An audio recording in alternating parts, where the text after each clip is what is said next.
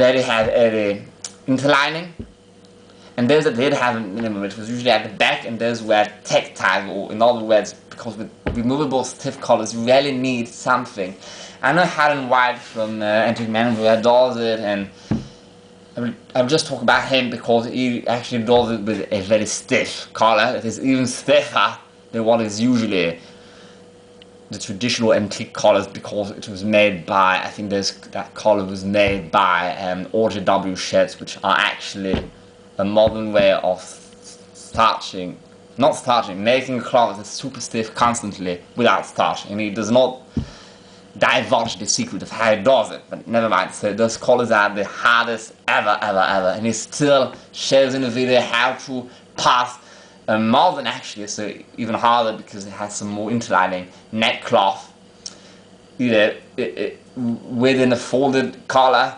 To be honest, it is super hard. I hate doing that. It barely works. It does not work for me, and hence the reason for which 90% of men back then had a false neckcloth. Even if it was made to measure and from very beautiful fabric, it was still a false neckcloth that usually for the 10-down collars, if they had modeled, it would have one, tie to tie. If it was a stand-up collar, like a wing collar, a butterfly collar, or an imperial collar. But for these folded collars, they would have something like he has. He has a lot of originals like that. Check his Instagram. That has a, like behind the knot, it has a sort. It is really a clip-on neckcloth with a bit or whatever. Now, well, you may get that if you wear a folded stiff collar.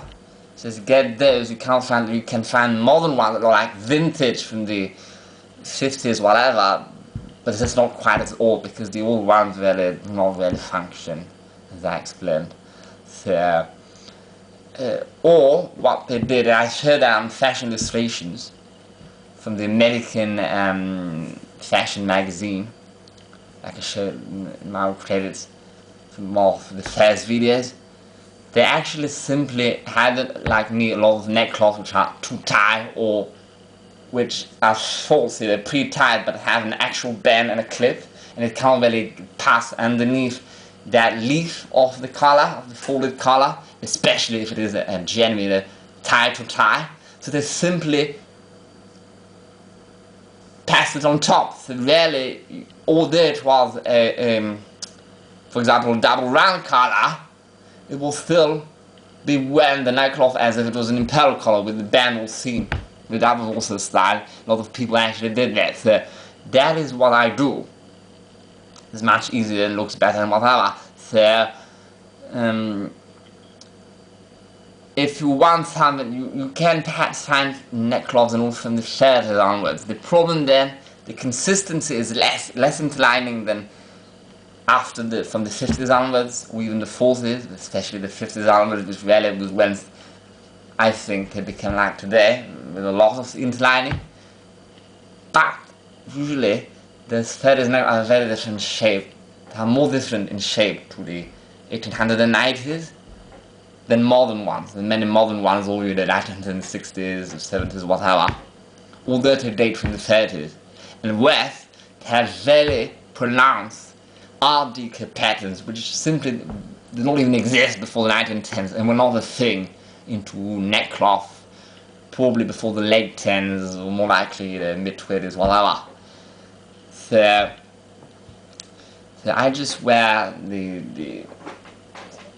so in such a case, just get, and if you actually want a bow tie, if you want to look more accurate, have a long neckcloth. You do not find these ascots. That are hard to find. Those you find are really meant to be worn with an open collar shirt. Tie on the proper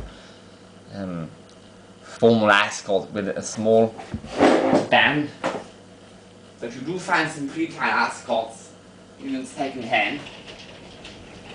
That are pre-tied. Whatever that. So the easiest way is to simply wear a long neckcloth. Something that dates from the 60s, 80s in a conservative pattern, like a British pattern, try to get a relatively short one. And if the neckcloth, if the knot, one can't get the knot, if it is still too long, make a double winsel knot. Just learn how to do that.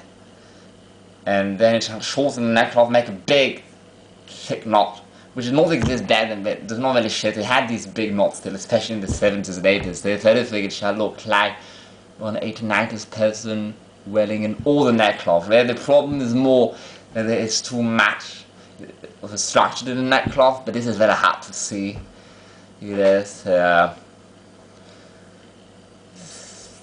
So the safe way would be to go with as I explained, this long tie that is in a conservative pattern, either pure silk, pure wool, pure cotton, and not something with a conservative pattern, color, whatever. So now moving on to the trousers. So very simple. You should be able to get originals, but it may be hard, or something close to original, especially if you are a lot fatter than I. And expect them to be short because perhaps the person was shorter, or because usually they're close to being originals but are not quite originals, and more than from the 1910s it was the fashion to have short trousers then, until the late 10s even, and then they got even shorter until the mid-20s. So like those that I have, which I actually pulled in 1910, 1915, which I showed in the playlist, these black ones, and expect them to be black and simply black, and I explained that in the playlist entitled "Why All Original Proto 1940s Items Surviving Ones Black." I explain why. So if you absolutely want something not black or more accurate, so, not 1910, which is nearly the same, not quite, or even 1900, which is even more nearly the same, not quite the same as the 1890s, or something in different color or with a pattern stripe. My French classic ones, which I showed in the 1890s gentleman dressing playlist, have very much changed color now because I wash them heavily every month. I wear for 4 months, they're now that much lighter in color. If they went out, they got repaired. See, there's a patch there. Do I still have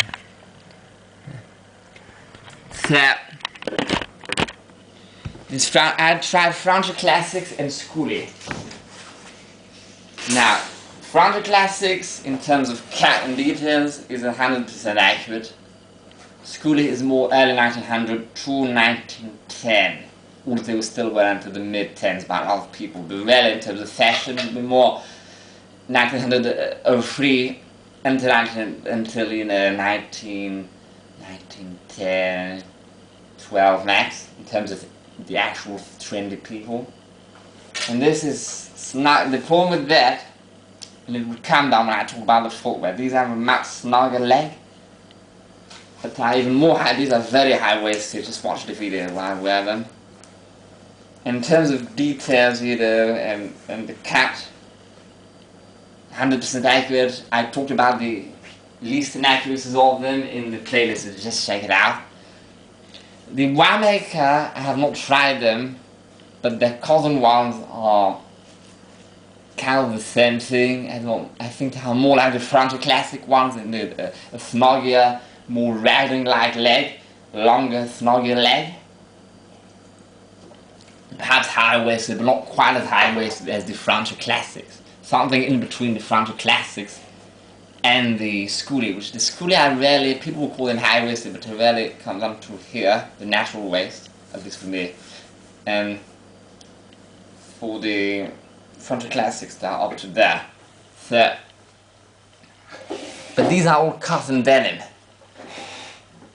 At least for one maker to make a lot of wool, but their wool is inaccurate. And usually want to make out wool to color off with polyester, or just full polyester, so be very careful with the winemaker ones. Winemaker will be warmer cotton, I think I'm into denim, but I do make some canvas which will be more like that. Or actually like the schoolie, the black ones I have in the playlist 1890s strip tees.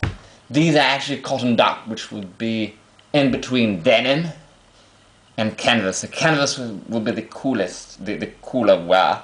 Then cotton duck, then denim. Denim would practically be alright for winter in England. I mean, it would be wearable. You would not freeze, at least if you had these thick under trousers from the 1940s and more, like